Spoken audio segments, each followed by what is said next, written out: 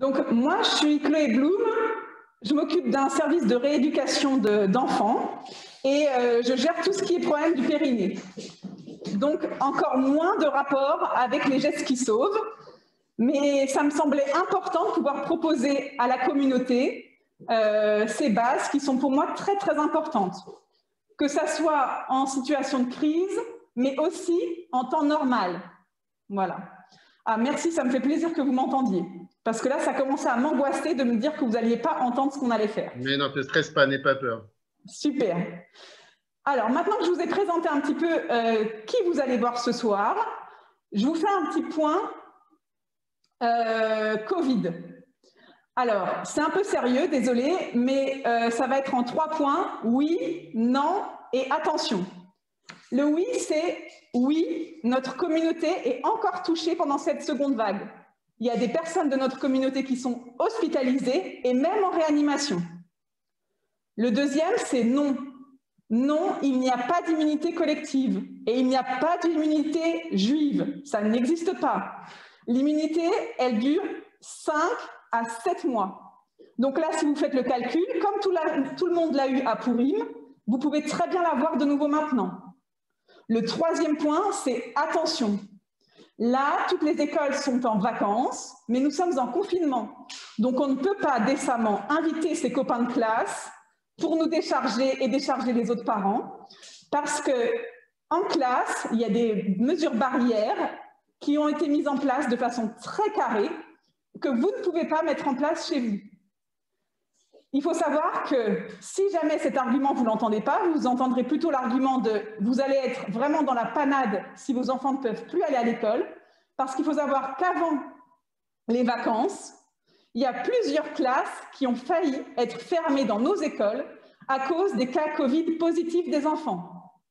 Donc, si vous ne voulez pas, dans 15 jours, vous retrouver avec tous nos enfants à la maison, gardez vos enfants pendant les vacances chez vous, s'il vous plaît.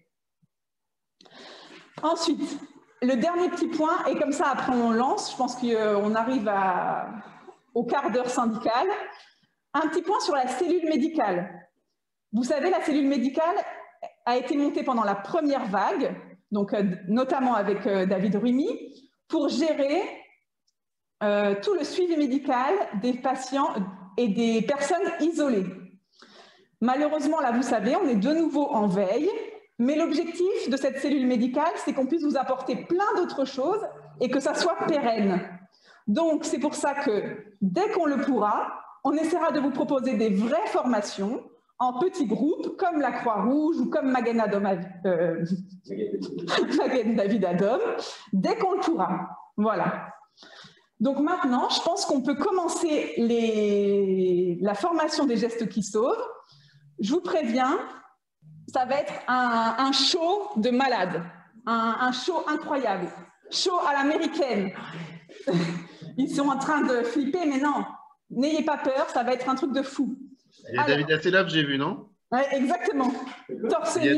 Il y a Dr House aussi, je crois.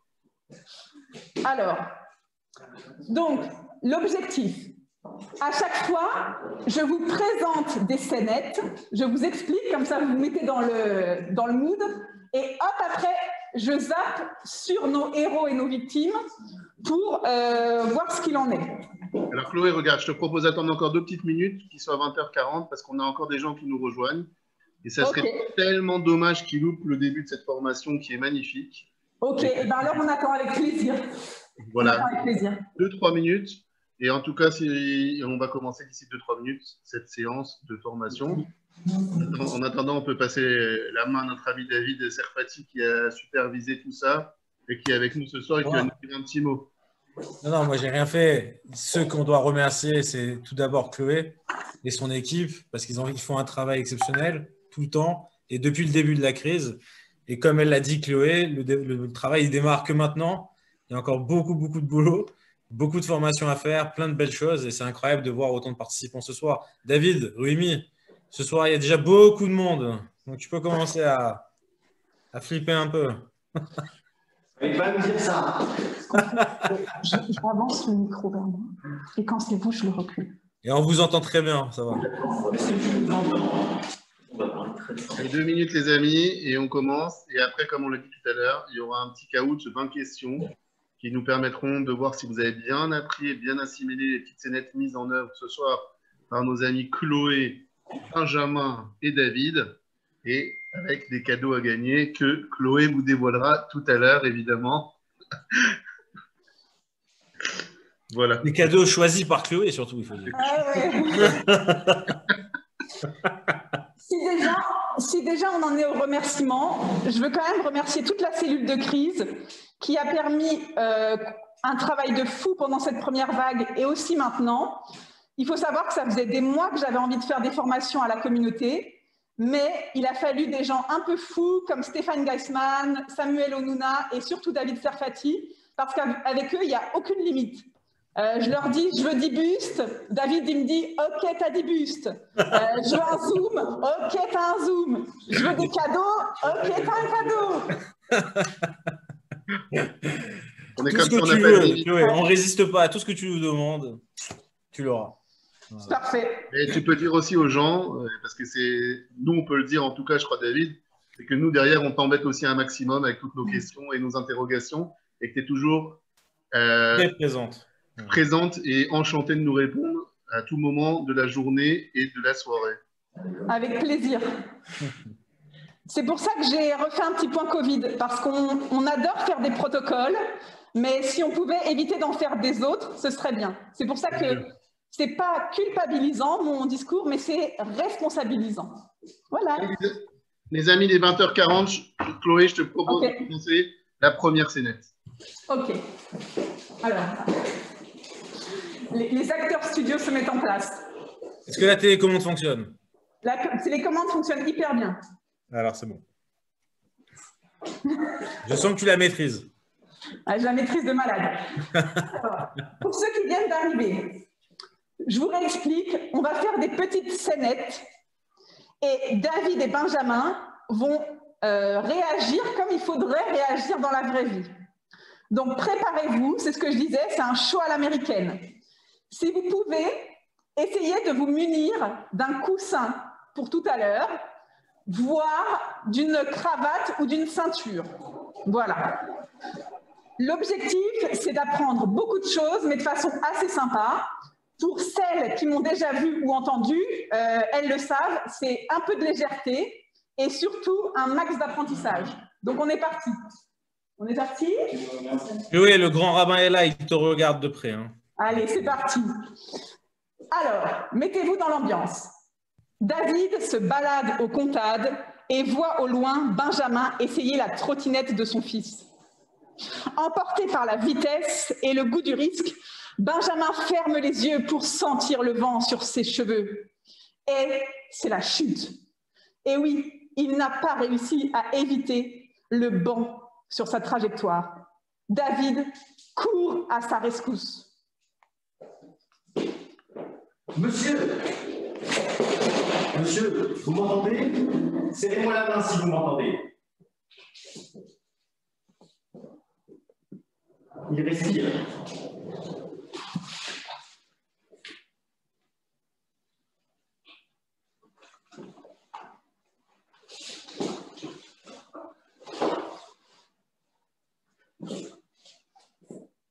Allô? Oui, salut, bonjour. Bonjour, je suis au Comtade. Et j'ai en face de moi quelqu'un qui a fait un malaise. D'accord. Est-ce qu'il est conscient? Oui, non, il n'est pas conscient. Par contre, il respire. Ah, super. Qu'est-ce que vous avez fait? Je l'ai mis en PLS, en position latérale de sécurité. D'accord, parfait. Écoutez, on vous envoie une équipe tout de suite. Merci. Alors, maintenant, David va vous débriefer la scène qu'il vient de faire. Alors, on est en face d'une situation. Benjamin a fait un malaise. Il est inconscient, puisque lorsque je lui ai demandé de me serrer la main, donc, il n'a pas répondu. Mais par contre, j'ai vérifié qu'il respirait. J'ai dégagé les voies aériennes supérieures en mettant la main sur le front et sous le menton. Et en même temps, j'ai mis l'oreille à proximité de la bouche et j'ai regardé s'il y avait des mouvements du torse. Donc, il respirait. Ensuite, je l'ai mis en position latérale de sécurité en faisant ce geste-là, ce que vous avez vu tout à l'heure. Une fois qu'il est en position latérale de sécurité, j'appelle les secours. C'est ce que j'ai fait tout à l'heure. Autre chose? Ok, parfait. Ah, alors, quelqu'un me demande, t'as dit quoi avec le front et le menton? Je pose ma main sur le front et mes deux doigts sous le menton et je bascule la tête en arrière afin de dégager les voies aériennes supérieures. Et ça permet aussi d'éviter que la langue passe en arrière et obstrue les voies aériennes supérieures.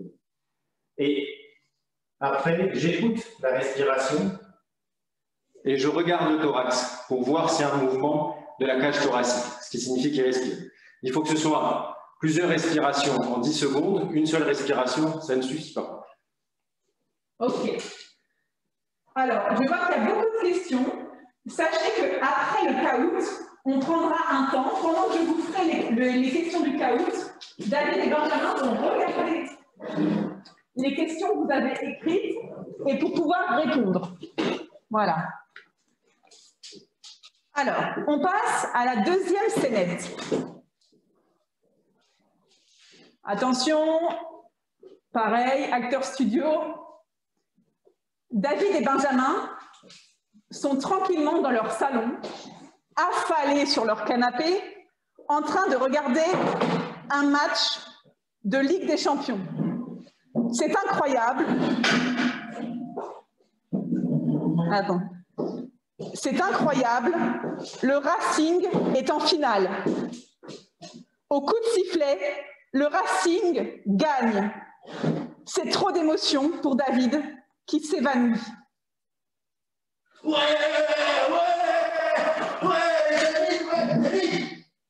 David, tu m'entends? Serre-moi la main. Chloé, Oui, oui. David a fait un malaise. Mince, attends, il est par terre. J'appelle le SAMU. Appelle le SAMU. Il respire pas. Je commence le massage cardiaque. Va chercher un défibrillateur.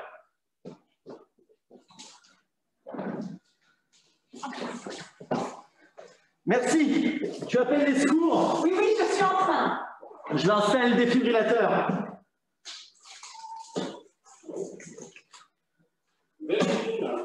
Je pose les électrodes du défibrillateur et je suis les instructions. Je maintiens le massage cardiaque. Tu as eu les secours? Oui, j'ai eu les secours. Très bien. Ils arrivent. Débriefing. Alors,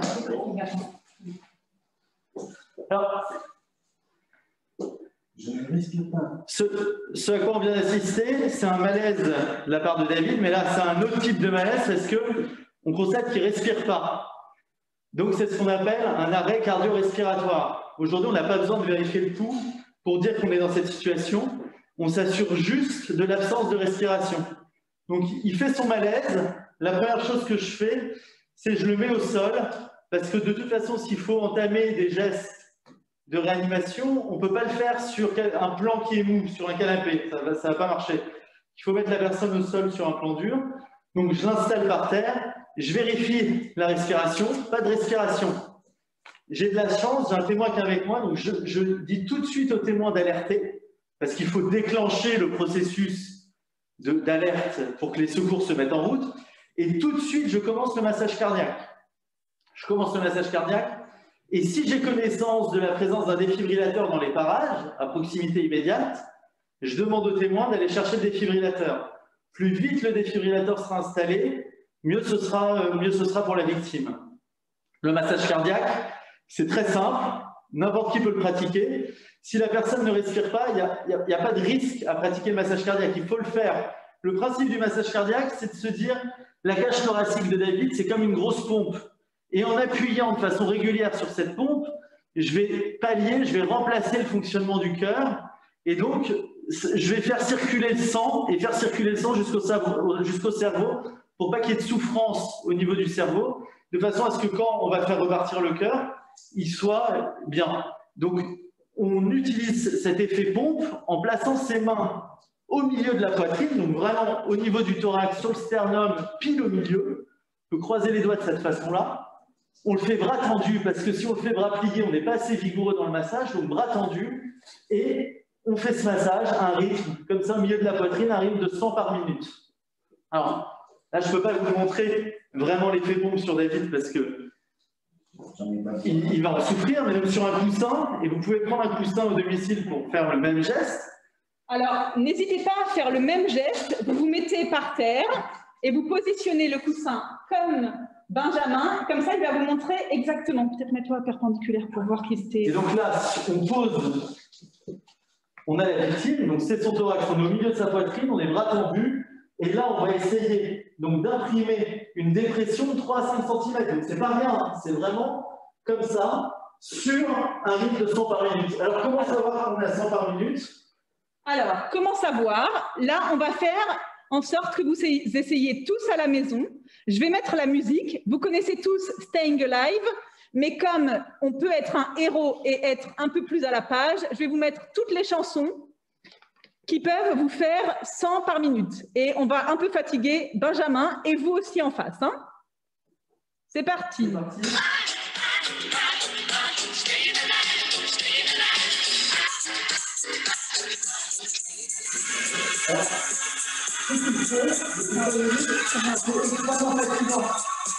vous avez quelqu'un, un autre témoin à faire participer, c'est le moment de vous faire relayer, parce que vous perd vraiment en efficacité. Au bout de 3 minutes, on perd en efficacité. On va suivre comme ça,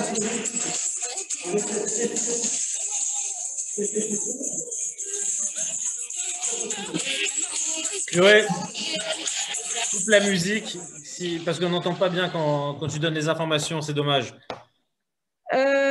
Oui. Pas la musique en même temps, les amis, pas la musique en même temps que les commentaires. Ouais. Oui, on va faire d'abord, on continue la musique pour que les gens s'entraînent à la maison et après Benjamin poursuit sa cette explication. Ok? On remet David avec Whenever, Wherever de Shakira.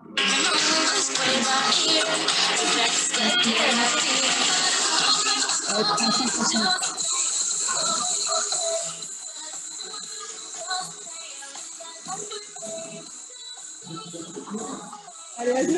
Et 350 minutes.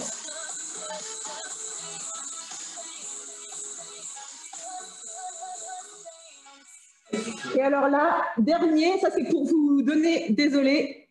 Voilà. Donc, Benjamin, tu peux faire ce que je t'ai empêché d'être bien entendu là. Oui, donc ce que je disais, c'est fatigant.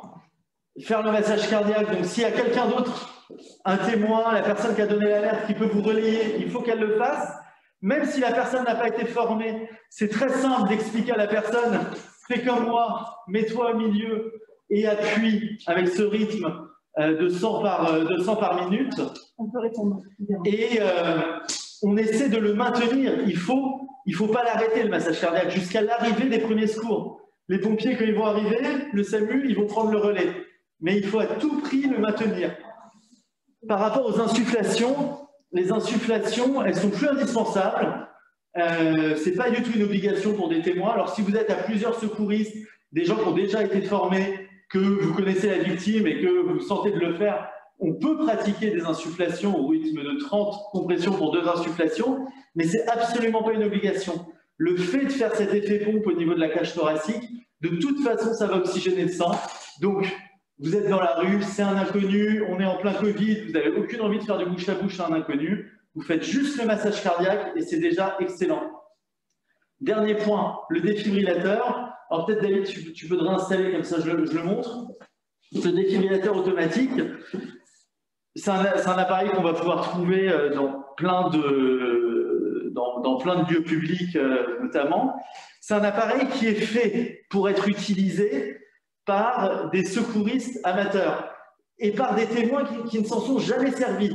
C'est archi simple. Vous prenez le défibrillateur, à l'intérieur, il y a 2 électrodes. Alors, on ne va pas utiliser les électrodes du consistoire ce soir. Donc, je mets 2 feuilles en papier pour vous montrer les électrodes. Il y a 2 électrodes. Il y a un schéma à l'intérieur du défibrillateur qui vous dit où les coller, les électrodes. En gros, sur une victime que vous avez mis torse nu, hein, parce que ça ne va pas traverser le tissu, l'influx électrique, vous mettez une électrode ici, une électrode là. Donc, ici et là, de façon à ce que ça passe au travers du cœur. Vous allumez le défibrillateur et vous suivez ces instructions. Il n'y a rien à faire. Le défibrillateur, il va vous dire « Analyse du rythme cardiaque en cours. Merci de reprendre le massage cardiaque. » Vous reprenez le massage cardiaque. Interrompre le massage cardiaque. Analyse du rythme cardiaque en cours. Ne touchez plus, ne touchez pas la victime, un choc va être délivré. C'est le défibrillateur qui s'en charge. Le défibrillateur ne choque jamais à tort. C'est jamais une erreur d'installer le défibrillateur sur une victime inconsciente. Même si vous êtes trompé, même si la personne n'est pas en arrêt cardiaque, le défibrillateur, ça n'existe pas un défibrillateur qui choque à tort. Le défibrillateur détecte l'arrêt cardiaque et ne va choquer que s'il y a un trouble du rythme cardiaque. Donc de toute façon, on ne peut pas faire de mal à la victime en utilisant le défibrillateur. Le dernier message, et ça c'est le message qui est primordial, le message qui est essentiel par rapport au massage cardiaque, c'est si la personne ne respire pas, qu'elle est en arrêt cardiaque, elle ne respire pas, elle est inconsciente. Si on ne fait pas le massage cardiaque, le cerveau, il souffre, il n'est pas oxygéné. Le temps d'arrivée des secours, c'est 3 minutes, 5 minutes, 6 minutes. C'est trop long. Donc, il faut le faire. Il n'y a pas de risque à le pratiquer. Il faut le faire. Il faut se lancer. Même si vous avez juste vu cette vidéo, vous n'avez pas fait la formation à la Croix-Rouge, vous n'avez pas... Il faut se lancer, il faut le faire. De toute façon, quand vous appelez le 15 au téléphone vous guide et vous dit « Mettez la victime par terre, mettez-la par terre sur un plan dur, sortez-la de son lit, mettez-la par terre à côté du lit, mettez-vous sur la victime, les bras tendus, faites le massage cardiaque jusqu'à l'arrivée des secours. » Quoi qu'il arrive, il faut le faire. Il n'y a pas d'erreur là-dessus. Il n'y a pas de risque à le pratiquer. Il y a juste un risque à ne pas le faire. C'est tout. Voilà pour le message ce soir. Merci.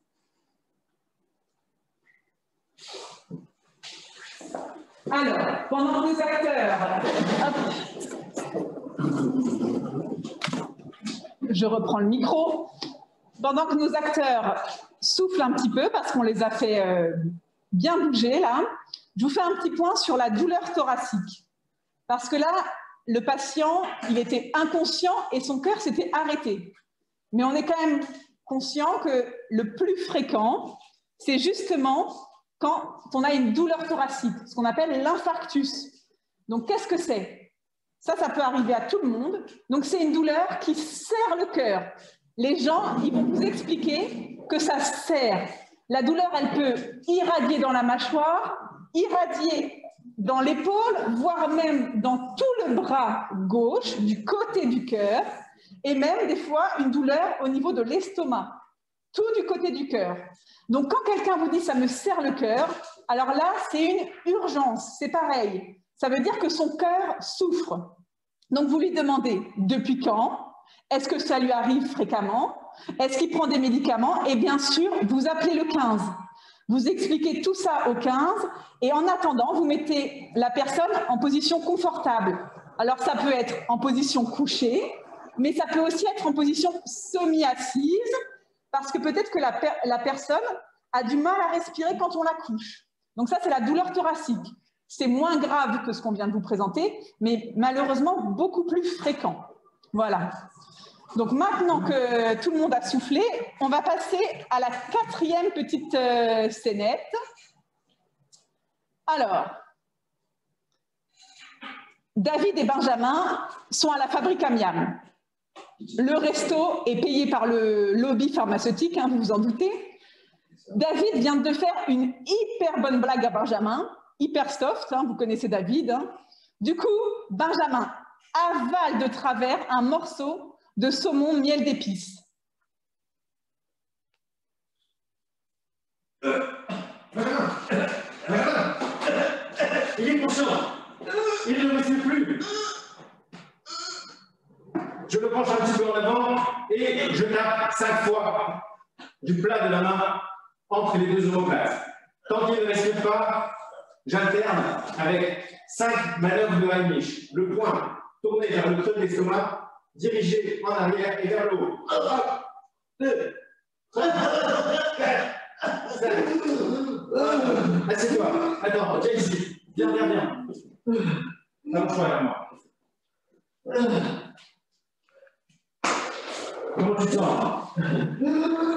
Je peux finir mon saumon? Non, c'est payé par la table, je t'en fous. C'est bon? C'est bon. Je l'ai sauvé. Alors, David, est-ce que tu peux nous redire lentement les gestes que tu as faits pour sauver Benjamin? Alors, la caméra. Benjamin s'est étouffé avec un morceau de saumon qui lui obstrue les voies aériennes supérieures. Il ne respire plus, mais il est conscient. Donc, il faut désobstruer ses voies et du plat de la main, je le penche un petit peu en avant et je vais taper 5 fois assez fort entre les omoplates, là, ici, au milieu, pour faire expulser le morceau de saumon qui obstrue les voies aériennes supérieures. Si ça ne fonctionne pas, je me place derrière Benjamin et à ce moment-là, je réalise la manœuvre de Heimlich afin de pouvoir faire sortir ce morceau, l'expulser.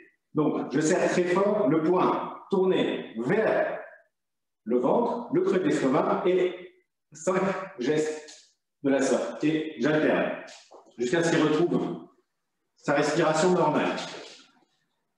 Est-ce qu'il y a des questions? Alors, est-ce qu'on peut redire pourquoi, à la fin, tu as mis Benjamin au sol? Parce qu'il y a une question là qui vient d'être posée. Est-ce que c'est la même chose si le patient, la victime, respire difficilement? Alors, l'étape dans le dos et la manœuvre de Heimlich, on les pratique que sur une victime qui ne respire plus du tout. Si une victime respire difficilement, on risque d'aggraver les choses en faisant remonter le morceau parce qu'on peut faire bouger le morceau et que le morceau il obstrue complètement les voies aériennes. Donc là, on a tout perdu. Donc si la victime respire difficilement, c'est d'accord, respirer difficilement, c'est la victime elle respire comme ça, donc ça passe encore. L'air il passe encore. On appelle le 15. Et on installe la victime assise par terre, en position d'attente, jusqu'à l'arrivée des secours. On reste auprès de la victime pour bien s'assurer qu'elle continue de respirer. Si jamais elle se met à s'arrêter de respirer, ben dans ce cas-là, on prend les manœuvres que vient de nous montrer David, quoi. Donc ça, c'était le point sur la victime qui respire encore. Donc pas de manœuvre de Heimlich sur quelqu'un qui respire.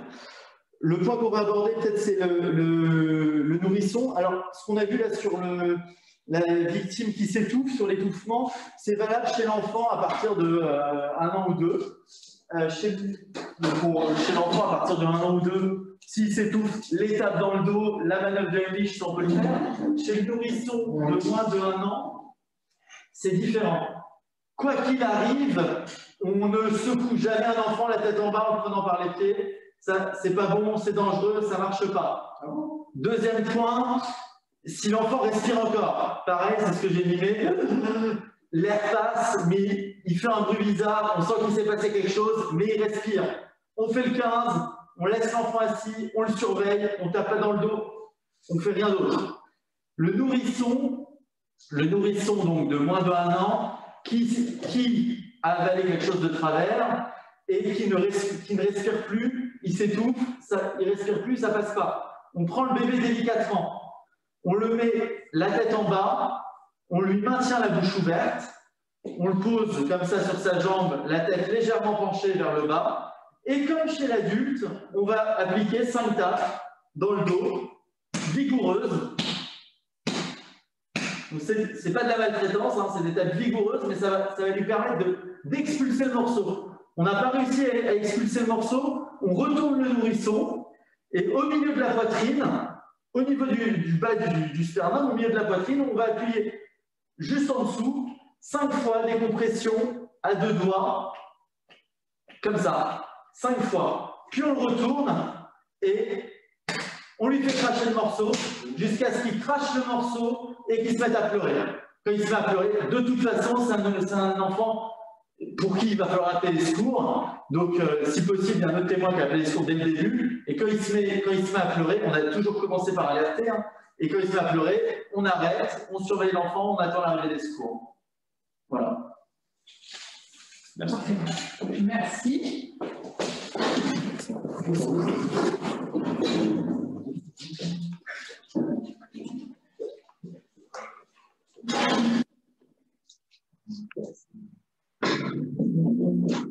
Alors, encore un petit point théorique avant la dernière scène, un petit point sur l'AVC. Alors, l'AVC, c'est pareil, c'est quelque chose pour lequel il faut agir très vite. Un AVC, c'est quoi? C'est par exemple, on voit moins bien, ou on voit double, ou on ne voit plus rien. Ou alors, on a très mal à la tête. Des douleurs qui ne sont pas habituelles. Ou alors, une faiblesse de tout un côté. Par exemple, la bouche qui bave, le bras qui pend, la jambe qui traîne. Ça, c'est des signes d'AVC. Il faut savoir que l'AVC, c'est la première cause de handicap en France et la deuxième cause de démence après Alzheimer. Donc, il faut vraiment se dépêcher. Dès que vous avez un symptôme comme ça, vous appelez les secours, vous appelez le 15 et le patient sera mis en filière, ce qu'on appelle filière AVC. Plus il est pris en charge tôt, plus on arrivera à traiter et il n'y aura pas de séquelles. Si on attend trop longtemps, les séquelles seront irréversibles. Alors, il finira dans mon service, c'est sympa et tout, mais si on peut éviter, c'est pas mal. Alors, là, on va passer à la dernière scénette. On va passer à la dernière scénette. Alors, l'objectif de cette soirée, vous l'aurez compris, c'était de vous apprendre un maximum de choses, mais de façon légère. J'avoue que je n'ai pas tellement trouvé comment placer une attaque terroriste à la com au sein d'une scène légère. Donc alors, on va imaginer quelque chose de totalement improbable. Fermez les yeux. David a décidé de préparer le repas de Shabbat pour aider Yael. Gardez les yeux fermés, je vous ai dit, c'est complètement improbable. Au menu, du tchoulent. Ça, c'est improbable. du tchoulent. Je vous ai dit, c'est improbable. Au moment de sortir le plat du four, le plat rip et un morceau du plat en terre cuite entaille gravement l'avant-bras de David. Attends. Dis-moi, je me suis blessé. Vite, viens, chérie, viens. Attends. Voilà là. J'avais dit de pas faire la cuisine. Mais ça compte les toulettes. Il y a trop de trucs qui blessent dans les toulettes. Sachez qu'il y en a partout. Oui. Je comprime. Oui, comprime. Oui, ça fait mal. Non, ça suffit. J'appelle les secours. Non, comprime. Mon bras. Continue de saigner. Oui, après. Appuie, comprime. Oui, je comprends. Ça continue très fort. Ça fort. Je vais te poser un garrot. Oh là là. Je te pose un garrot. Heureusement qu'il n'y a personne dans le communautaire. Hop. Je te pose le garrot, je serre très fort jusqu'à l'arrivée des secours. Il serre fort. Voilà, et ça s'est arrêté de saigner. Et en même temps, j'ai plus de bras. Parfait. Très bien. Ok. Donc, débriefing, c'était pas Yael. Hein. Alors, C'est pas du sang. Hein. débriefing. Petit artifice acteur studio. Donc, un point sur la plaie hémorragique. Donc, gros saignement important. Le premier réflexe à avoir, c'est la compression. On utilise, si on a à portée de main des gaz, bah c'est l'idéal. Sinon, on va utiliser un linge propre, un t-shirt, un tissu propre. Et donc, on va faire une compression locale au niveau de la plaie. Et dans la grande majorité des cas, ça va suffire. On fait une compression un certain temps au niveau de la plaie et le saignement, il est circonscrit. On appelle les secours. Les secours arrivent et ça ne pose pas de problème. La pose du garrot, elle est assez rare. La pose du garrot, c'est vraiment si, malgré la compression, on a un saignement qui est abondant et qui n'est pas bloqué par le fait d'avoir fait une compression vigoureuse. Donc là, dans ce cas-là, on va poser le garrot. L'autre situation où on peut être amené à poser le garrot, après je vous montre, l'autre situation où on peut être amené à poser le garrot, c'est s'il y a plusieurs personnes en même temps qui ont des saignements. Et là, dans ce cas-là, on ne va pas pouvoir comprimer tout le monde, il y a plusieurs blessés, et on pose des garrots à plusieurs personnes de façon à arrêter le saignement. Alors, le garrot... Et s'il y a un objet dans la plaie? Il faut surtout s'il y a un objet dans la plaie, on le laisse en place. Hein, on n'y touche pas. On n'y touche pas. On ne retire pas le couteau qui est planté. On le laisse en place. On attend les secours. un objet comme ça n'est retiré après qu'au bloc opératoire. Hein. C'est pas un geste qu'il faut faire, il ne faut pas y toucher. Donc, la pose du garrot, le garrot il va se poser à la racine du membre touché, donc soit au niveau du bras, soit au niveau de la cuisse, et ça va être serré de façon très forte. Donc, on fait un nœud comme ça, on passe voilà, à l'intérieur. Là, je pars de chaque côté, je serre fort et je fais un nœud de l'autre côté. Voilà. Donc, est-ce que tu peux remontrer s'il te plaît? Je remontre pour ceux qui... Il y a plein de ketchup par terre. Ça doit avoir un nom marin comme nœud, mais j'ignore. On le passe à un nœud en cravate. Voilà, c'est ça. Ouais. On le passe de chaque côté. On serre fort. Pardon, David. Et on fait le nœud. Tu mets tes TF en fait, David, c'est ça? C'est ça. Il est donc voilà. Exactement. Donc, et encore une fois, on a prévu les secours. Encore une fois, le garrot, ce n'est pas le premier réflexe à avoir. C'est vraiment au cas où on est un peu dépassé par le saignement et que ça continue malgré la compression locale. Voilà. Ok, parfait. Pour le garrot, il faut savoir qu'une fois que vous avez placé le garrot, il faut noter l'heure à laquelle vous l'avez placé et surtout ne pas le cacher.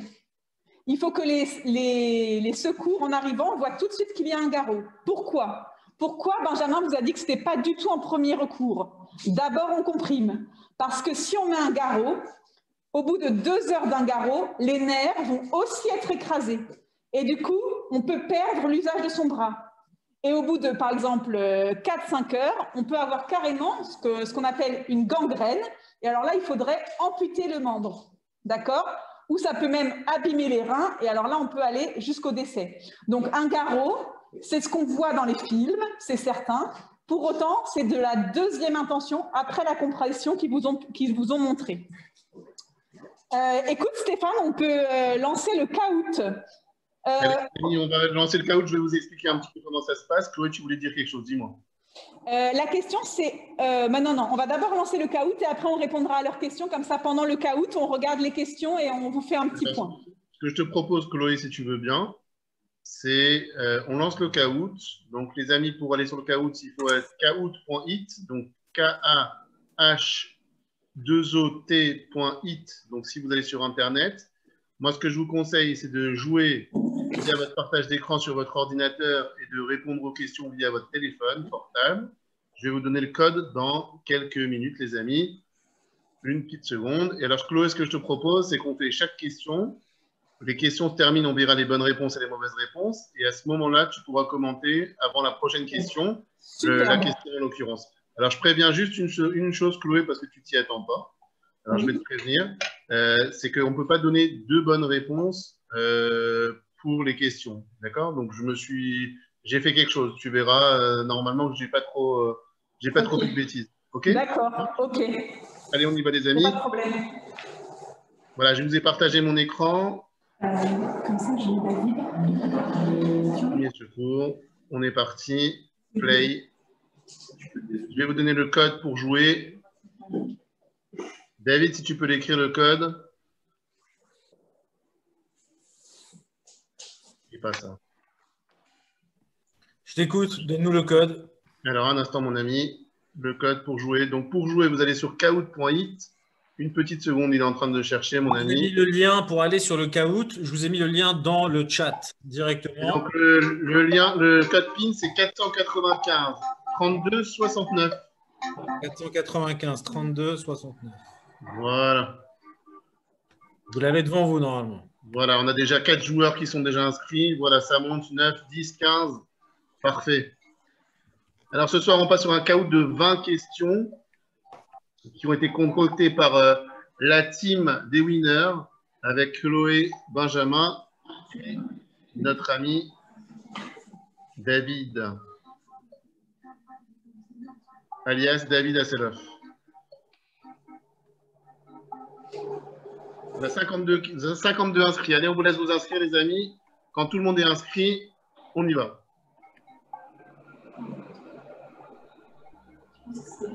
Est-ce que tu peux nous rappeler ce qui a gagné ce soir, Chloé?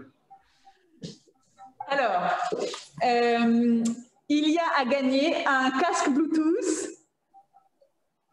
des trousses de secours et un chèque cadeau. C'est ça? Super. Parfait. Alors, le premier prix, c'est quoi alors? Ok. Il y en a qui demandent s'ils peuvent avoir un repas à la fabrique à même avec David Rumi. C'est ça. Mais ça, c'est vraiment, faut payer en plus. Il faut payer en plus. Allez les amis, on vous laisse vous inscrire. On commence dans 2 minutes. Vous êtes déjà 71 inscrits. Ce soir, Kahoot pour des champions spécial protection spéciale les gestes qui sauvent. On peut remercier déjà l'équipe. Hein. C'était top. Hein. C'est magnifique les amis. C'était net, franchement, bravo. C'était top, top. Mais il y a pas mal de questions qui ont été posées dans le chat. On va regarder, on va regarder. On va regarder ça après, tranquillement.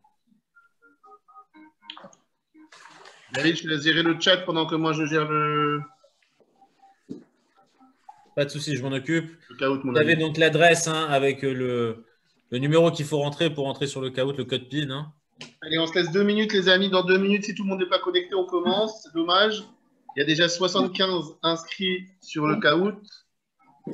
Vous avez que des félicitations, équipe au top, très clair, bravo. Non, surtout le coup du ketchup, on s'y attendait pas. Vous avez dit, c'était Hollywood. Hollywood, non, vous avez mis la barre très haut là.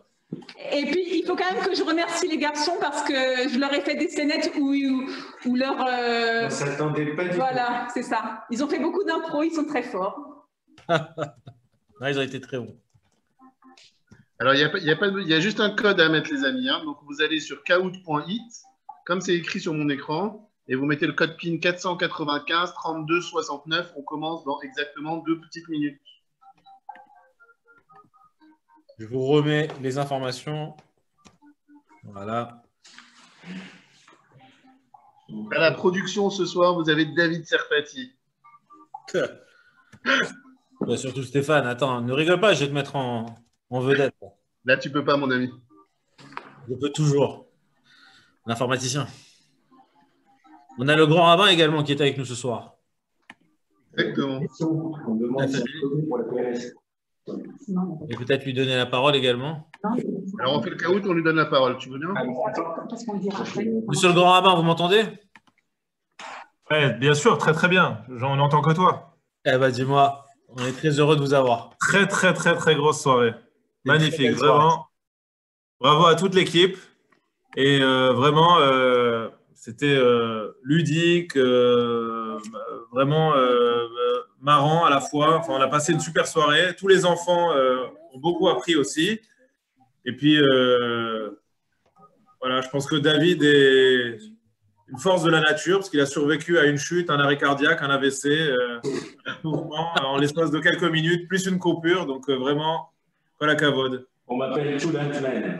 Voilà, extraordinaire. Allez, les amis, on commence. David, c'est bon? Pour moi, c'est bon. J'ai vu qu'il y avait Elie également qui était là, beau-père, et très heureux de te voir, Elie Cohen, parmi nous. Très, très heureux de te voir. Voilà, et qu'on te souhaite une très bonne santé, bonne réfoua, Shlema. Voilà. Alors, on y va. On y va, les amis. Allez, les amis, première question, c'est parti. Je peux lancer un truc, moi. Non, Allez, c'est parti. La PLS, c'est quand la victime est roulée en boule sur le côté ou sur le dos. Normalement, celle-là, elle est assez simple.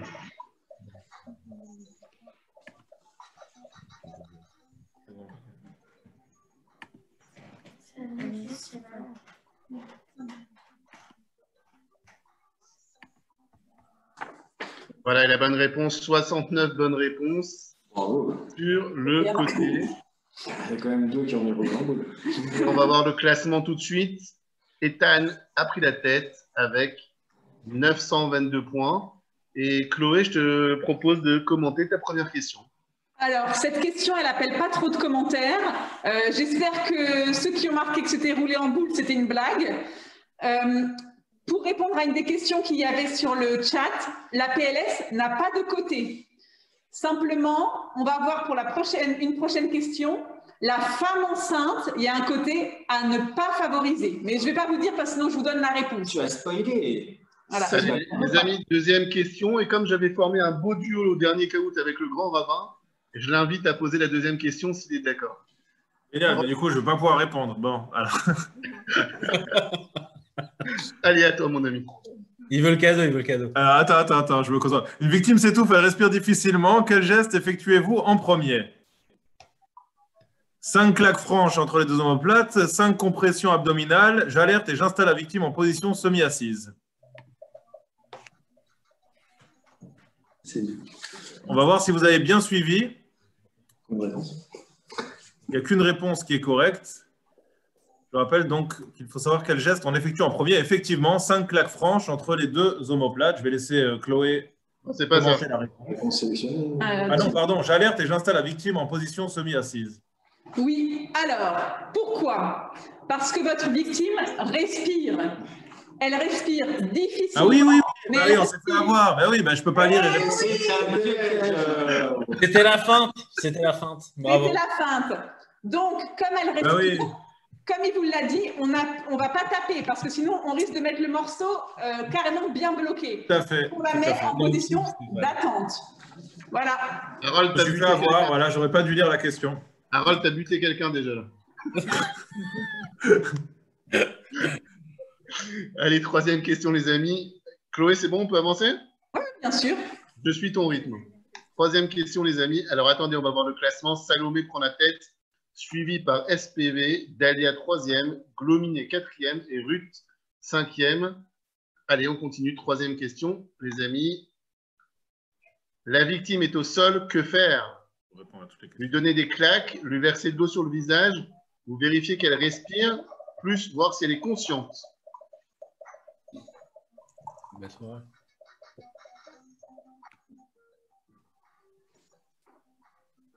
Belle image d'illustration. Hein.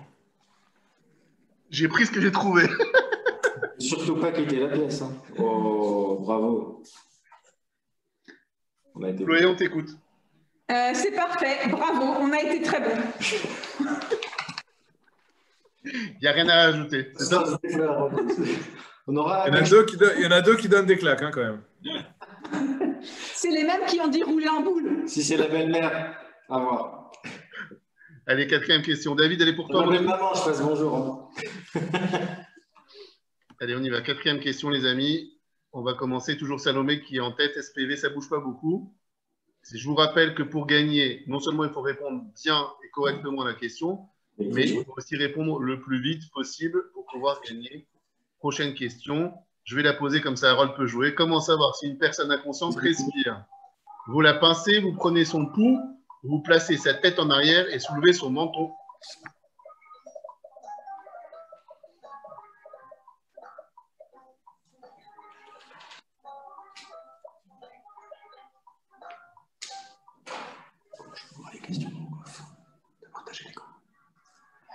Il reste 67 bonnes réponses pour vous placer sa tête en arrière et soulever son menton. Les amis, on vous laisse commenter.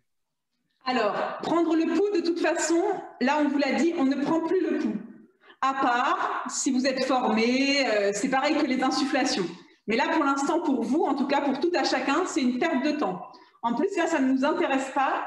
Elle est inconsciente, on veut savoir si elle respire. Donc, c'est ce que vous ont expliqué nos deux charmants acteurs. On place sa tête en arrière, on soulève son menton pour pouvoir libérer les voies aériennes supérieures, comme ça. Voilà. Super. On va voir le classement. Et ça bouge un petit peu au classement puisque Ruth prend la 4e place et Philippe intègre le haut du classement. C'est très serré devant. Allez, on continue et on arrive à la 5e question. L'alerte doit être transmise obligatoirement par la victime parce qu'il est le principal intéressé, un témoin parce qu'il a tout vu, le secouriste parce qu'il a reçu une formation, ou tout le monde peut donner l'alerte. Est-ce que là, tu as kiffé ma photo, Harold, ou pas, alerte? Magnifique. Très recherché. En plus, je me suis fait avoir dans la réponse. Je n'ai pas lu jusqu'au bout les réponses. Moi, je suis quand même intéressée de savoir qui est celui qui a mis la victime principale intéressée. Je pense qu'il s'auto-challenge pour être le dernier. C'est toujours le même, à mon avis. Il n'y a pas de ce... Il n'y a pas de cadeau. Hein. Bah si, c'est le resto avec toi, le dernier. Le dernier. Parce qu'ils nous ont demandé tout à l'heure qui va faire le resto avec David. Mais j'embrasse, hein, par contre. Ah. Il y a un commentaire. Alors, tout le monde peut donner l'alerte. Bien évidemment, tout le monde. Celui qui est témoin, celui qui est en train de secourir, tout le monde.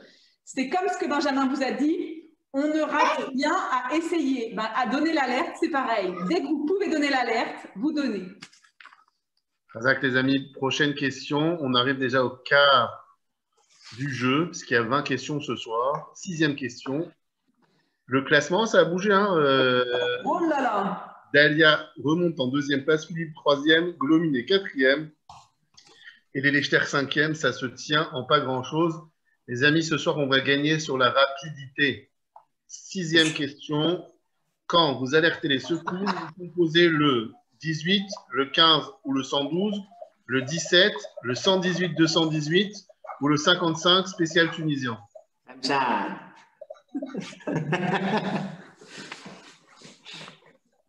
T'as vu, Chloé, j'ai un peu touché les questions. Ouais. Merveille. OK.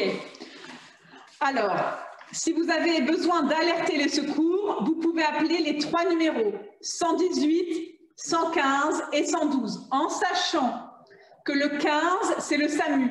Donc, c'est le plus spécialisé. Mais ils sont tous interconnectés entre eux. Donc, même si malheureusement, vous ne vous rappelez plus trop et que vous appelez les pompiers, ce n'est pas grave, ils vont transmettre. Mais si on veut être efficace, on appelle le 15. Le 15, le SAMU. Le 112, c'est le numéro européen des premiers secours. C'est-à-dire que vous soyez en Belgique ou en Italie, c'est le 112. Voilà.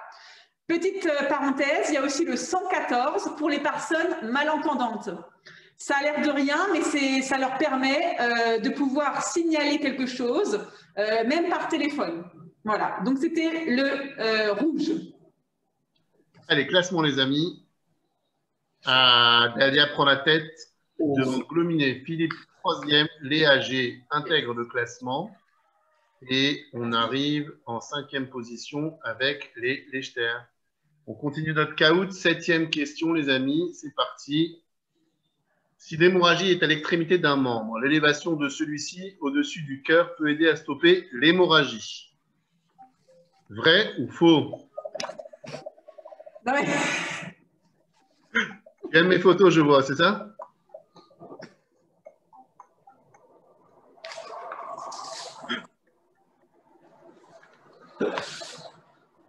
Alors, vrai ou faux les amis? Eh bien, c'est vrai. Alors, eh ben, c'est pas grave, je vais vous donner une explication. En fait, c'est comme un tuyau. Le sang, vous savez, c'est dans un tuyau. Ben, c'est normal, si le sang est plein de liquide, si je mets la partie en haut, forcément, il va y avoir moins de sang qui tombe. D'accord? Imaginons c'est un tuyau, ça. On va faire comme ça. Là, je saigne. Donc, si je lève mon bras, forcément, le sang va moins sortir. Donc oui, l'élévation de l'extrémité du membre qui saigne va aider à diminuer, voire stopper l'hémorragie.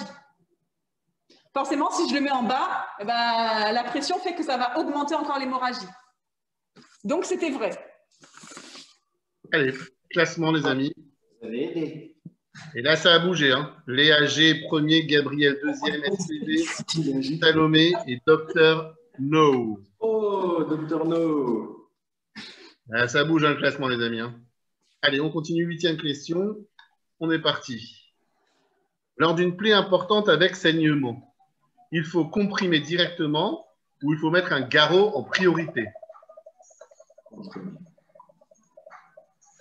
La bleue.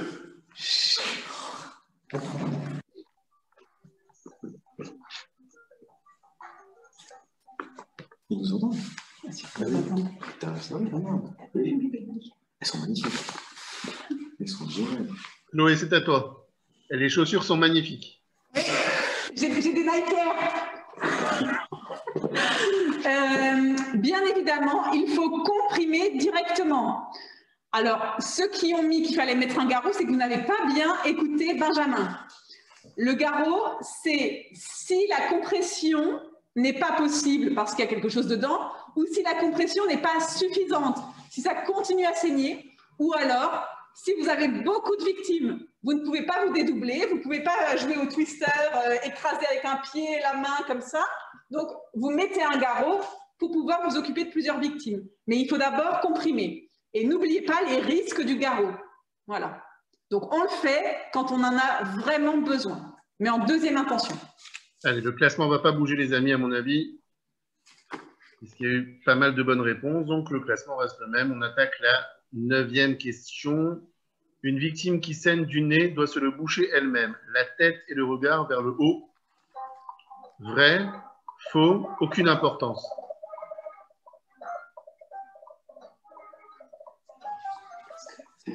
Tous comme ça.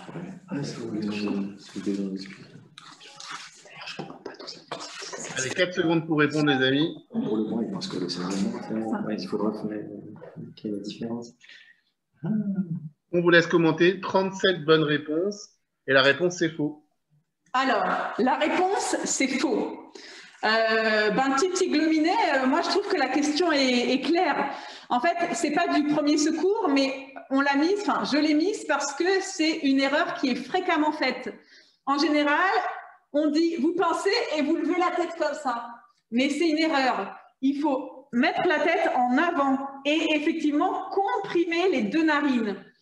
Le problème, c'est que si vous mettez la tête en arrière, vous allez faussement avoir l'impression que ça ne saigne plus. Parce qu'en fait, le sang va passer par derrière et vous allez déglutir le sang. Vous allez avaler le sang.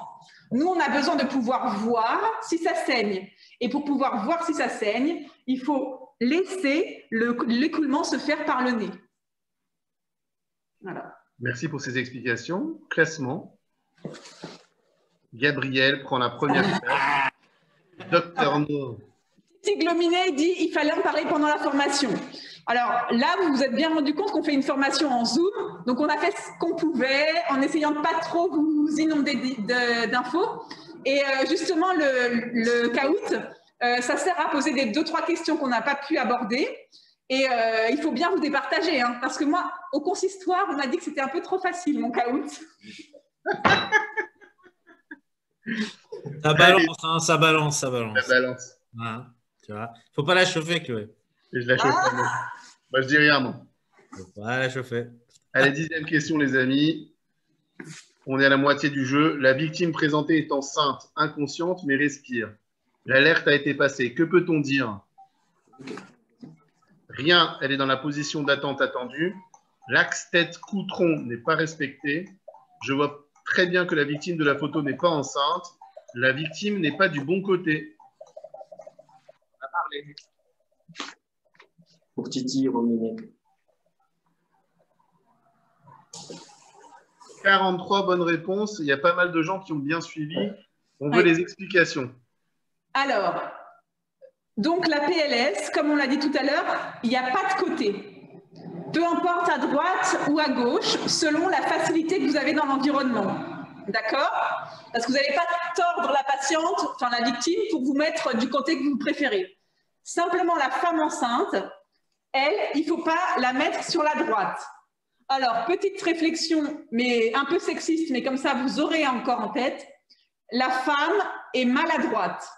Je ne sais pas qui a inventé cette débilité, mais ça vous permettra de vous rappeler que la femme est mal, donc elle n'est pas bien, à droite. Voilà. Parce qu'on va comprimer son ventre avec son bidou de femme enceinte. Elle va comprimer les vaisseaux qui remontent vers le cœur. Et ça, on ne veut pas du tout. On ne va pas la faire attendre 20 minutes les secours en lui faisant écraser les vaisseaux qui ramènent tout le sang vers son cœur. Donc, la femme enceinte à gauche et les autres, peu importe. Donc, la femme est maladroite. Nickel. Allez, les amis, on continue. On arrive à la 11e question. Est-ce que pour l'instant, on est bon, Chloé? On est bon. Allez. Classement après la moitié du jeu. Gabriel en tête, Docteur No numéro 2, Salomé 3, CLH 4 et Ethan fait son apparition dans le top 5. Allez, 11e question. L'utilisation d'un défibrillateur est réservée aux personnes formées, à tout à chacun ou au propriétaire de l'appareil.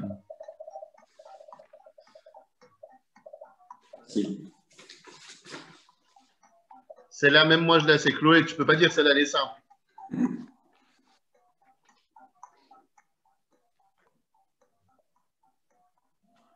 Oui, c'est parce qu'ils ont enlevé ça. C'est encore facile. Elle est 64 bonnes réponses et on attend les explications. Alors, Benjamin vous l'a dit, tout le monde peut se servir d'un défibrillateur. Il n'y a pas besoin d'avoir faire de quelconque formation, quelconque étude, peu importe, tout le monde peut se servir du défibrillateur. On ne vous l'a pas montré, peut-être amène-le et on va leur faire entendre qui parle. Vous allez voir, on va juste vous ouvrir le défibrillateur de la com et vous allez voir, il vous parle. Pendant la séance, on ne vous l'a pas montré parce que sinon on ne pouvait pas parler et ça faisait trop de... Mais regardez, il ouvre. Écoutez bien, il y a plein de... Respiration. Appelez le 15. Branchez les électrodes dans la prise. Placez les électrodes sur la poitrine nue. Alors, à l'intérieur du défibrillateur, il y a des petits schémas. Branchez les électrodes dans la prise. Placez les électrodes sur la poitrine nue. Il y a des petits schémas qui nous rappellent à quel endroit on place les électrodes. Dans la prise. Placez les électrodes sur la poitrine nue. Branchez les électrodes dans la prise. Placez les électrodes sur la poitrine nue. Est-ce qu'on peut lui dire... Non. Branchez les électrodes dans la prise. Voilà. Placez les électrodes sur la poitrine nue.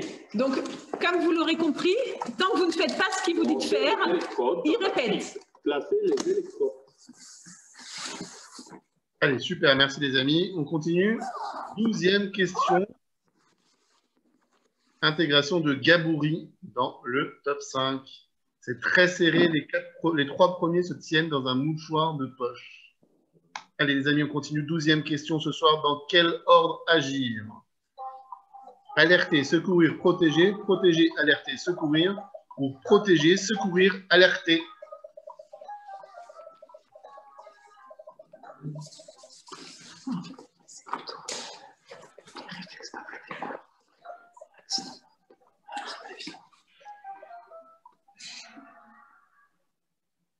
Très bien. Alors, très bien, c'est effectivement protéger, alerter, secourir. Alors, c'est ce qu'on se disait, selon les situations, des fois, on n'arrive pas tout le temps à régler l'ordre, mais c'est un réflexe, comme ça, vous n'oubliez pas. Parce que malheureusement, quand on est dans la situation d'urgence, des fois, on oublie d'alerter tout de suite, on oublie de protéger avec l'environnement. Voilà, donc c'est plutôt un moyen de vous dire, on protège, donc on fait place nette de l'environnement. C'est par exemple quand Benjamin est tombé avec la trottinette, tout de suite, David, il enlève la trottinette parce qu'après, ça va gêner pour la réanimation si besoin, ou si jamais il fait une crise d'épilepsie, il va pouvoir se blesser avec. Donc, on met l'environnement au propre. Alerter, bien sûr, on vous l'a fait, et secourir, on fait les gestes nécessaires. Protéger aussi, ça peut être dans une situation où quelqu'un fait un malaise dans un parc, il y a du monde qui s'attroupe autour du patient qui fait le malaise. Alors, il faut protéger, donc on va demander aux gens de s'écarter pour pouvoir secourir le patient sans être gêné par les curieux, par exemple. Voilà, donc ça fait partie aussi de protéger. Prochaine question, les amis. 13e question. D'abord, le classement. Salomé prend la tête. CLH est 2e. Gabriel 3e. Dr No 4e. Et Gabouri 5e. Et on arrive à la 13e question. Lors d'une plaie avec saignement important du mollet droit que je ne peux pas comprimer, je pose un garrot sur la plaie. Je pose le garrot, puis je le camoufle parce que c'est pas joli quand même.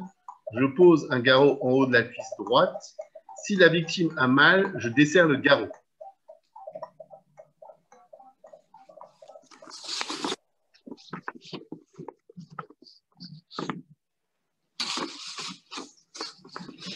Ok, parfait. Effectivement, on pose un garrot en haut de la cuisse droite. Benjamin vous a expliqué, on pose les garrots en racine des membres. Là, pourquoi on a mis un garrot? Parce qu'on ne pouvait plus comprimer. On a vu, hein, soit que ça ne marchait pas, soit on ne pouvait pas, peu importe. La verte, elle est fausse parce qu'on ne dessert jamais le garrot. Bien évidemment que ça va faire mal à la victime. C'est le but. Si on écrase ces vaisseaux, malheureusement, oui, il aura très mal. Ce n'est pas celui qui pose le garrot qui va l'enlever. C'est les secouristes, et même probablement quand ils seront à l'hôpital, qui vont desserrer le garrot. Et bien sûr, il y avait, je le camoufle parce que c'est moche, je vous l'ai dit, on l'enlève, on le laisse visible, pardon, pour que si jamais vous n'êtes pas tout de suite là avec les secouristes, qu'ils puissent voir déjà d'un premier regard qu'il y a un garrot. Voilà. Merci beaucoup pour ces explications et on passe au classement. Et CLH prend la tête devant Salomé, Dr No revient à la 3e place, Dalia 4e et Glominé 5e. Allez, on arrive à la prochaine question, les amis. La prochaine question, c'est la 14e question pour faciliter l'arrivée rapide des secours près de la victime. Je vais à leur rencontre et laisse la victime toute seule ou j'envoie un témoin à leur rencontre.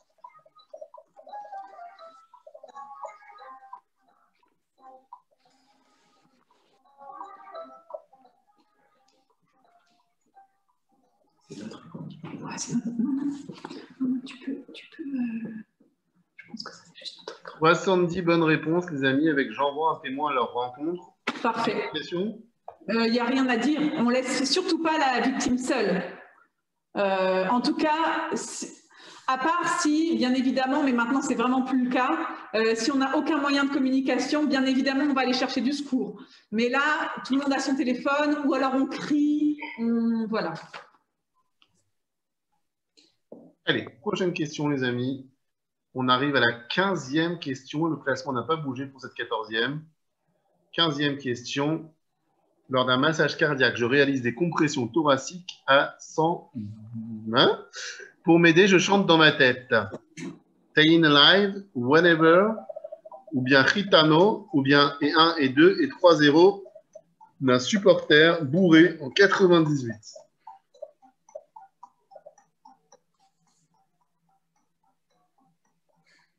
Celle-là, on l'a dit tout à l'heure. Ils ont suivi les gens quand même, c'est magnifique. Super. Super. Donc voilà, c'était simplement pour vous donner différentes musiques pour pouvoir garder en tête parce que c'est assez rapide. Hein. Donc voilà, comme ça, vous avez le rythme dans la peau. Voilà, c'est ça. Et dans la tête. Allez, classement après 15 questions. Ça ne bouge pas. On tient une bonne grappe de winner là. CLH premier, Salomé qui la talonne. Dr No qui talonne Salomé. Dalia 4e, Glominé 5e. On arrive à la 16e question. Je peux pratiquer le massage cardiaque sur un lit. Vrai, faux, pas d'importance.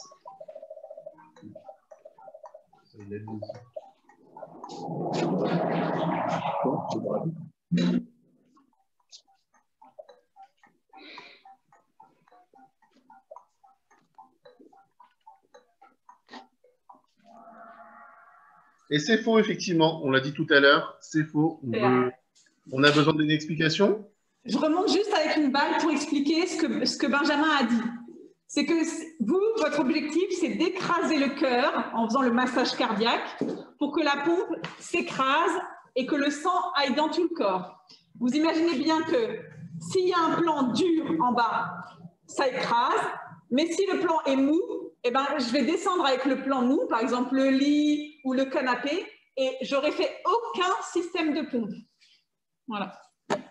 Classement après 16 questions, on a bientôt fini notre jeu. Dr No prend la 2e place et le reste ne bouge pas. Alors vous verrez que normalement la 17e question qui arrive, normalement c'est la dernière, mais j'ai un petit peu, comment on va dire ça, je me suis un peu trompé dans le classement. Vous m'en voudrez pas. 17e question, les amis. Cette formation vous a plu et est-ce que vous aimeriez des formations régulières dans nos lycées et au consistoire? Oui, c'était génial, vraiment, cette cellule médicale est incroyable. Non, vraiment, j'ai pas aimé. Celle qui anime et les 2 guignols, sans avis. Alors, excusez-moi, j'ai mélangé les dernières questions, mais en tout cas, elle est là et elle est posée. On va se prendre les bleus. La bleue. Vous êtes pressé, c'est ça? Allez. Allez. Mais le mec qui a passé la victime, il ne voulait pas mettre. C'est un sans faute, les amis. Alors, je me permets quand même de vous dire que c'est l'objectif, comme je vous l'ai dit au tout début, mais peut-être que tout le monde n'était pas là. L'objectif, c'est qu'on fasse des formations en réel, au consistoire, mais aussi dans les lycées. J'aimerais bien qu'à terme, tous les lycéens juifs de la communauté qui sont scolarisés dans nos écoles aient une formation premier secours. C'est la recommandation de l'Éducation nationale. Alors, c'est à nous d'aller le mettre en place maintenant. Razak, ça va? Vous n'avez pas les chevilles qui enflent? Vous voulez qu'on intervienne ou c'est bon? Non, comme ça fait gagner du temps pour les futurs médecins. Hey. Allez, 18e question, les amis. Attendez, on regarde le classement. Là, évidemment, ça ne bouge pas. Et on y va au classement. 18e question. Une victime s'étouffe, elle ne respire plus. Quel geste effectué en premier? 5 claques franches entre les deux omoplates, 5 compressions abdominales. Méthode Heimlich. Je ne fais rien, j'alerte. Position semi-assise. Ou lui faire du bouche à bouche.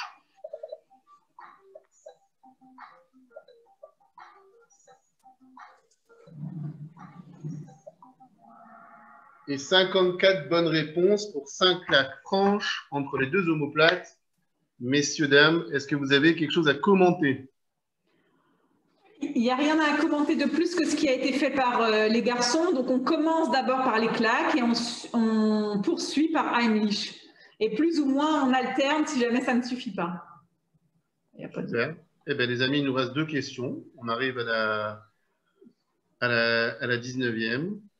Et avant-dernière question, et le classement vient d'évoluer.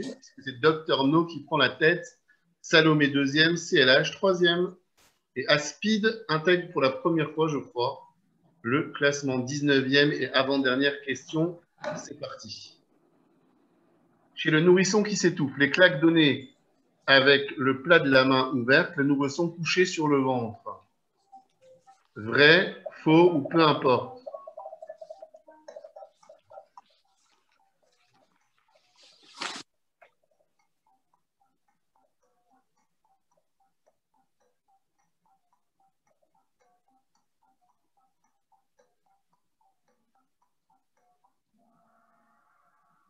C'est vrai, 55 bonnes réponses. Vous avez la parole. Voilà, c'est pareil, il n'y a pas tellement d'explications à donner. Benjamin vous l'a montré. On met bien le nourrisson sur le ventre, sur sa cuisse. Et si jamais ça ne suffit pas, alors on le retourne et on fait comme des sortes de Heimlich finalement au niveau de son ventre. Oui, pas sur le thorax, hein, bien en dessous du sternum, vraiment pour remonter. Ah, peut-être qu'on peut faire un petit point. Benjamin, est-ce que tu peux leur dire si on est tout seul et qu'on s'étouffe? Ah oui, alors, je pense que c'est anecdotique. Je pense que c'est anecdotique parce que je ne sais pas si c'est quelque chose qui est vraiment pratiqué. On dit qu'il y a l'auto-Heimlich qui existe et l'auto-Heimlich, c'est d'aller utiliser le dossier d'une chaise pour se faire la manœuvre de Heimlich. Donc, je vous mets ça. Donc, l'idée, c'est en gros, vous êtes seul, vous étouffez. Alors là, encore une fois, il n'y a rien qui passe, hein, vous ne respirez plus du tout. Et donc, la seule façon, vous ne pouvez pas vous faire ça tout seul. Donc, la seule façon, c'est de se mettre là et d'aller appuyer fort juste en dessous du sternum à plusieurs reprises avec le haut du dossier d'une chaise pour essayer de se faire cette compression et recracher comme ça le morceau qui nous étouffe. Bon. Allez les amis, on arrive au l'avant-dernier classement. Et Salomé prend la tête à l'avant-dernière question. Ça va se jouer à rien. Salomé, Dalia, Dr No, CLH et Gabouri.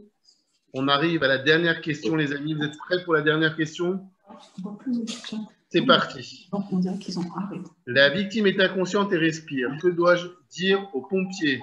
Victime inconsciente, respire, mise en PLS, aucune plaie apparente. Victime inconsciente, j'ai surélevé ses jambes, aucune plaie apparente. Donnez la localisation de la victime inconsciente. J'ai surélevé les jambes, aucune plaie. Donnez la localisation de la victime inconsciente. Elle respire, mise en PLS, aucune plaie apparente. Voilà, la dernière, ils n'ont pas compris. Faites bonne réponse. Ça va remettre tout le classement. Ouais. Alors, En fait, c'était pour expliquer un petit peu ce que vous donnez comme information quand vous alertez.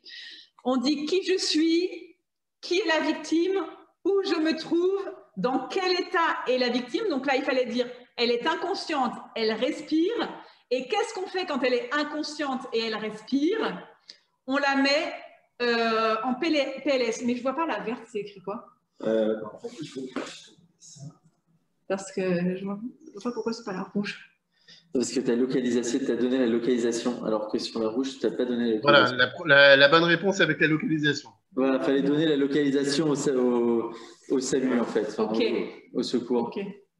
C'était ça la nuance. D'accord. Voilà, Et le classement final, les amis. Au podium, on retrouve numéro 3, Dr No. Numéro 2, Dalia.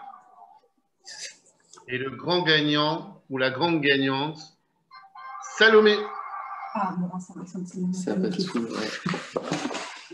Ils ont tous perdu.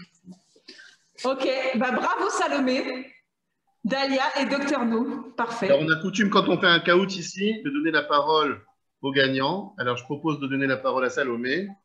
On va la chercher. Elle est là, Salomé, on va lui activer son son.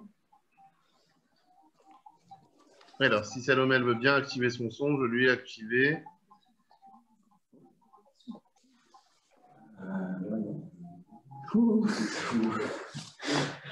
Salomé, vous nous entendez?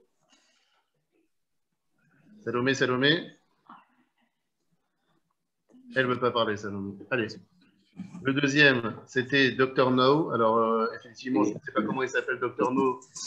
Dans le jeu, s'il veut se signaler, il peut. Et Dalia, on va la trouver, c'est facile. Voilà, Dalia, on t'entend. C'était une super formation. Bravo. Un peu émue, mais je ne vais pas tomber dans les pommes. Donc, il n'y aura pas de geste à appliquer. Bravo, c'était super intéressant. Merci beaucoup. Merci Dalia. Je suis très contente pour la bouteille de mercurochrome. Merci beaucoup. Alors les amis, juste pour ceux qui ont gagné, donc les trois, je rappelle que c'est Salomé, Dr No et Dalia. Si vous pouvez m'écrire en PV dans vos coordonnées pour qu'on puisse vous remettre vos cadeaux. Sinon, ça va être compliqué. Merci beaucoup. Les amis, est-ce qu'on a quelque chose à ajouter, Moufti? Non, pour moi, c'est bon. Hein. Je veux juste remercier toute l'équipe. C'était vraiment super. C'était hyper clair. Et tout le monde l'a dit plusieurs fois. Tout le monde vous remercie vraiment pour ça. Et il y a un vrai travail à faire. C'est ce que Chloé et toute son équipe sont en train de s'organiser pour ça. Dans les écoles, pour former également nos enfants, que ce soit les plus petits ou les plus grands à ça. Tout le monde doit savoir pouvoir réagir. Et voilà, je leur souhaite beaucoup d'Atzlacha dans ça parce que c'est une belle mission qu'ils vont devoir mener dans les prochains temps. Et ce soir sera derrière eux, comme d'habitude. Les amis, le grand rabbin veut également nous adresser quelques mots, peut-être.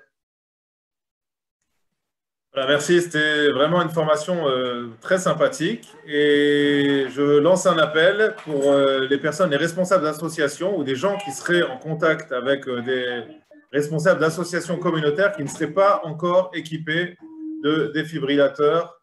J'ai un donateur qui s'est signalé, anonyme, généreux donateur, qui se propose d'équiper généreusement les associations qui ne sont pas encore équipées d'un défibrillateur. Donc, vous pouvez prendre contact avec moi ou même avec Stéphane et David. On est de toute façon en contact tous les trois et nous nous occuperons d'équiper rapidement ces différentes structures. Donc, n'hésitez pas. C'est vraiment une opportunité incroyable qui vous est donnée ce soir. Je vous rappelle qu'un défibrillateur automatisé externe, ça vaut un certain prix et ça sauve des vies.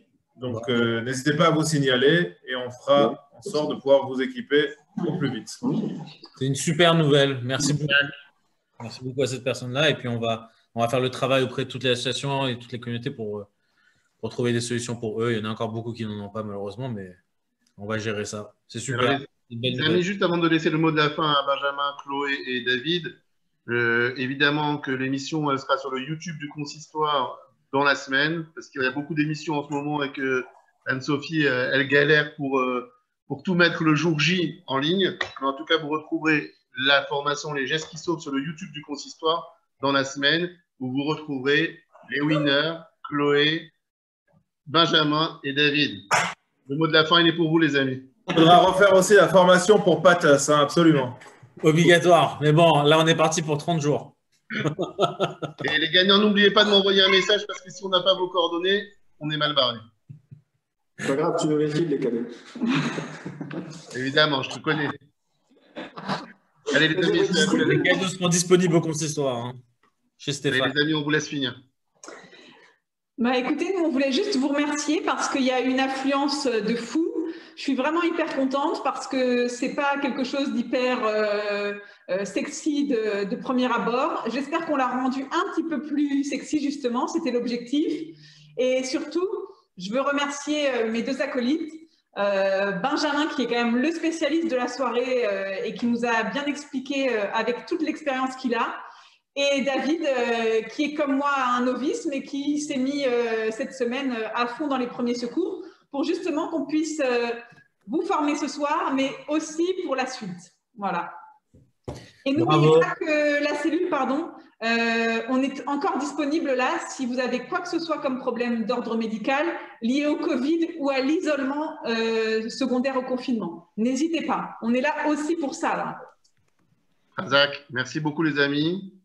Et demain, on se retrouve dès 7h30 les amis avec le Daf Yomi par le rabbin Neter ou le rabbin Lilsi. Demain également, vous avez à 10h le petit-déj qui demain est offert par le rabbin Sebag.